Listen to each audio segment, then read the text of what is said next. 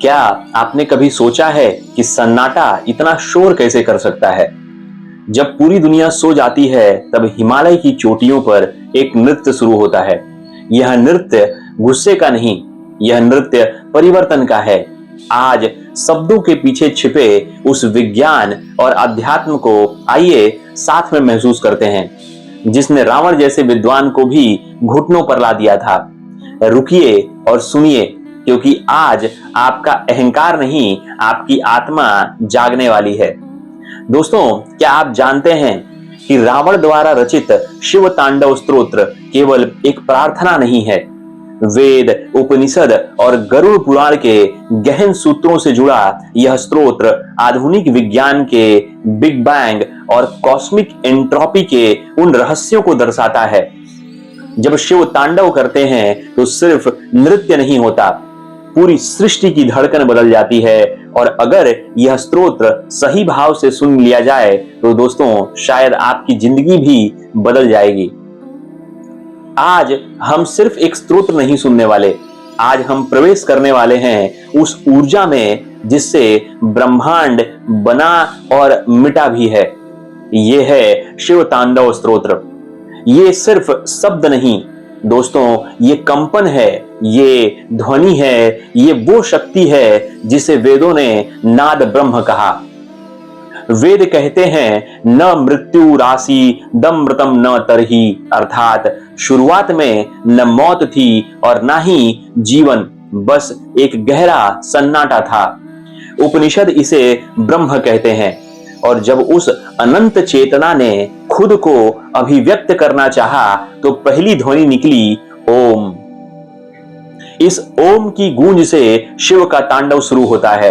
जटाटवी गलज्ज्वला प्रवाह पावित स्थले गलेव लंबे लंबिताम भुजंग तुंग मालिकाम। दोस्तों, कल्पना कीजिए, शिव की जटाएं कोई साधारण बाल नहीं है, वे ब्रह्मांड की आकाश गंगाएं हैं। गरुड़ पुराण में लिखा है कि शरीर नश्वर है पर ऊर्जा अजर है। जब शिव तांडव करते हैं तो वे पुरानी ऊर्जा को तोड़ रहे होते हैं ताकि नई ऊर्जा का जन्म हो सके। दोस्तों, ये ब्लैक होल के उस केंद्र की तरह है जहां सब कुछ खत्म होता है ताकि फिर से सब कुछ नया शुरू हो सके। ये कहानी शुरू होती है लंका के राजा रावण से। रावण सिर्फ राक्षस नहीं था दोस्तों, वो एक महान शिव भक्त था। एक ऐसा भक्त जिसने अपने अहंकार को भी भक्ति में जला दिया। जब उसने कैलाश पर्वत उठाने का प्रयास किया तो वो उसकी शक्ति का नहीं, उसके अहंकार का प्रदर्शन था।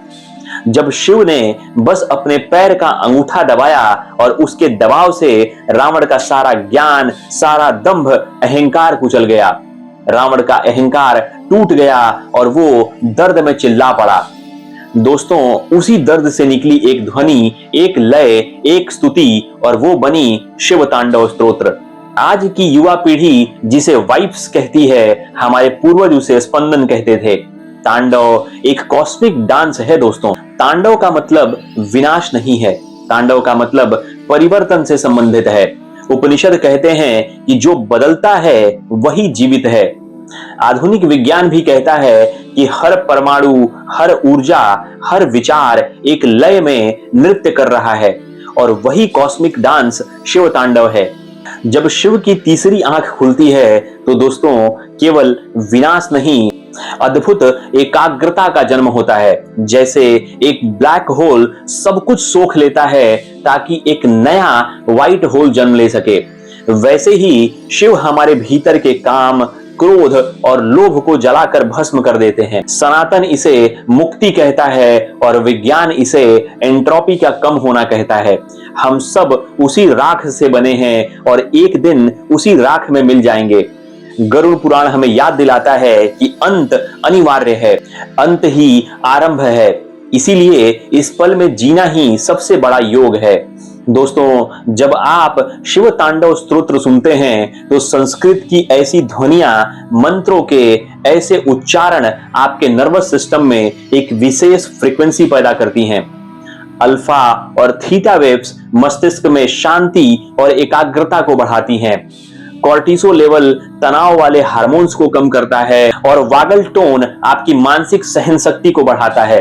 यानी शिव तांडव स्तोत्र एक साक्षात मेडिटेशन इन मोशन है।